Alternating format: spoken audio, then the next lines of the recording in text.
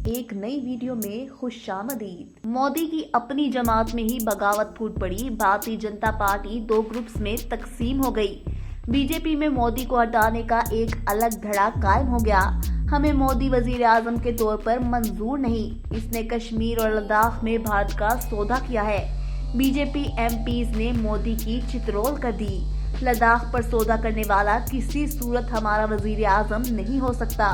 मोदी के अपने ही उन पर बरस पड़े।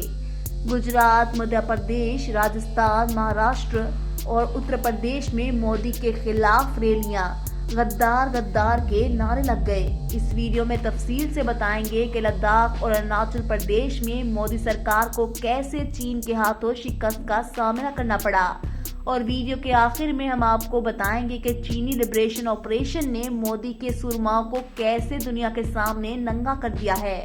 इस टॉपिक का बाकायदा आगाज करने से कबल नए आने वाले दोस्तों से गुजारिश है कि वह हमारे चैनल को सब्सक्राइब कर लें। शुक्रिया। नाजरीन, 2014 में जब नरेंद्र मोदी भारत का वजीर आजम बना तो इसने सेकुलर मुल्क भारत को दो हिस्सों में बांट दिया। एक हिस्सा इंतहा पसंद हिंदुओं का था जिसे मोदी सरकार मुकम्मल हिमायत हासिल थी, जबकि दूसरा हिस्सा दीगर अक़लियतों का था जिनमें मुसलमान, सिख, ईसाई और दीगर मज़ाहिब शामिल थे। हिंदू दीगर अक़लियतों के साथ जुल्म ज़्यादती करते तो इन्हें मोदी सरकार की भरपूर हिमायत हासिल होती। ये इंतहा पसंद हिंदू बिला खौफ व खतर मुसलमानों के खिलाफ और दीगर मज़ाहिब से ताल्लुक़ रखने वाले जुल्म और बर्बरियत की दास्तानें रकम करते। मोदी की सरकार के खिलाफ दीगर जमातों ने एहतजाज भी किया और इत्तेहादी जमातों ने इसका बॉयकॉट करने की धमकियां भी दी। चूंकि मोदी को पहली बार वाज़ेह अक्सरियत हासिल नहीं थी, कई रियासतों में तो इसने हिंदुत्व नजरिए की जो बुनियाद गुजरात में रखी, जब इसने मुसलमानों को आग में जलाया था, इसको थोड़ी देर के लिए रोक दिया।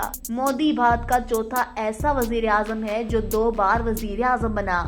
जब मोदी 2 बार वज़ारते उज़्मा की कुर्सी पर विराजमान हुआ तब इसे वाज़ेह अक्सरियत हासिल हुई। सेनेटर के अलावा दीगर रियासतें भी मोदी की झोली में आ गिरी। तब इसने वो काम LK एडवाणी ने 1992 में शुरू किया था, जो मोदी का सियासी गिरोह भी है। मोदी ने जी भर के मुसलमानों के खिलाफ नफरत को फरोग दिया।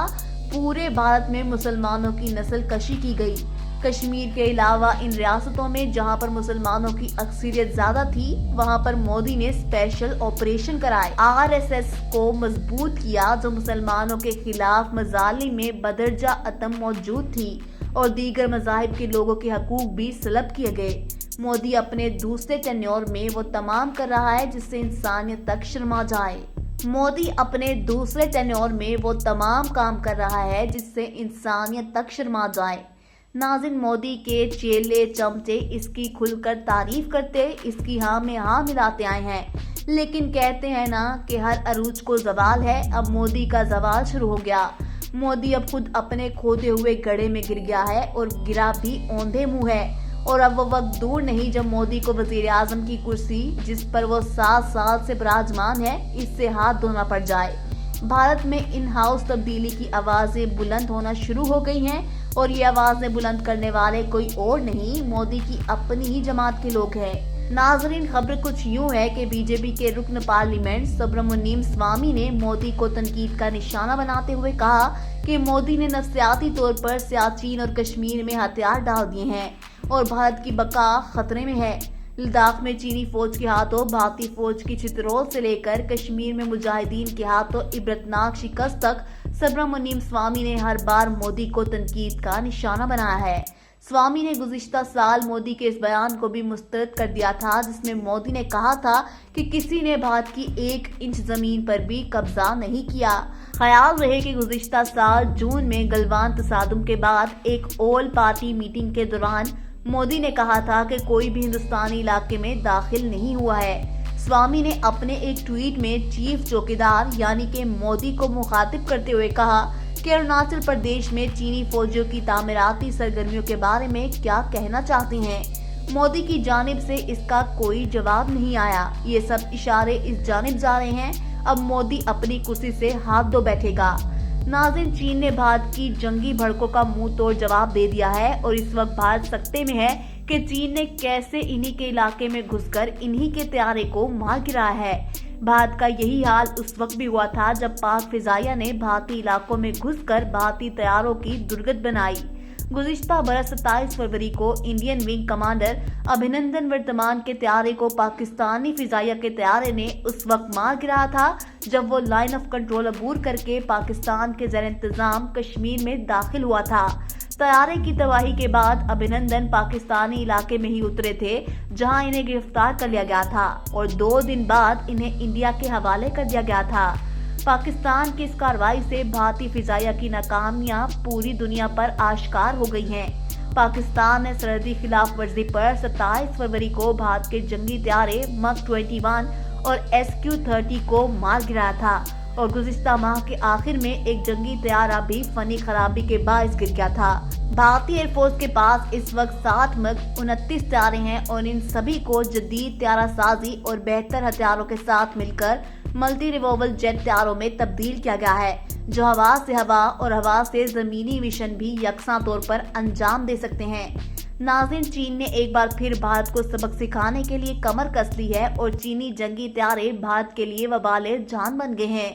चीन की जदीद जंगी तैयारियां देखकर भारत ने भी चीन को टफ टाइम देने की ठान ली है और इसी नियत से सैकड़ों मिसाइल और रॉकेट तजर्बे भी कर डाले हैं जिनमें से लातादाद फेल हो गए जबकि चंद एक ही भारत को कामयाबी दिला सके।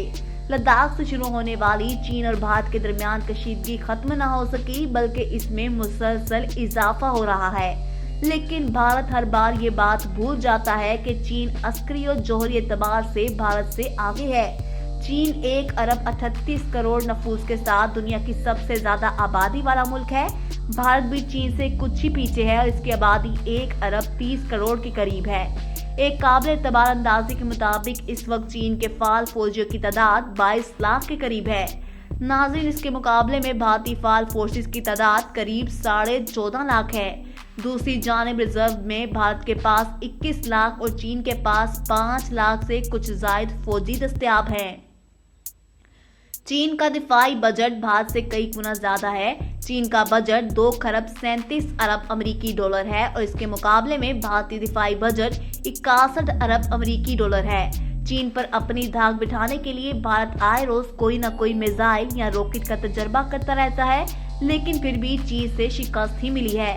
हालिया रिपोर्ट्स के मुताबिक भारतीय हुकूमत असलहे की खरीदारी पर अरबों डॉलर खर्च करती है। इसके बावजूद भारतीय फौज की क़यादत असलहे की कमी का रोना रोती रहती है। मोदी हुकूमत के पास खुफिया इत्तलात थी कि चीन लद्दाख में बहुत कुछ कर रहा है और बहुत कुछ करने वाला भी है।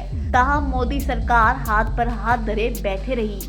अब ये सवाल तो सबसे अहम है और भारतीय अवाम अपनी हुकूमत से पूछ रही है कि चीनी फौजी भारत के इलाके में कब दाखिल हुए। मैं उम्मीद करती हूँ कि आज की वीडियो आपको ज़रूर पसंद आई होगी। वीडियो पसंद आई तो इसे लाइक कर दें और अपने फ्रेंड्स के साथ व्हाट्सएप और फेसबुक ग्रुप्स में भी शेयर कर दें। शुक्रिया।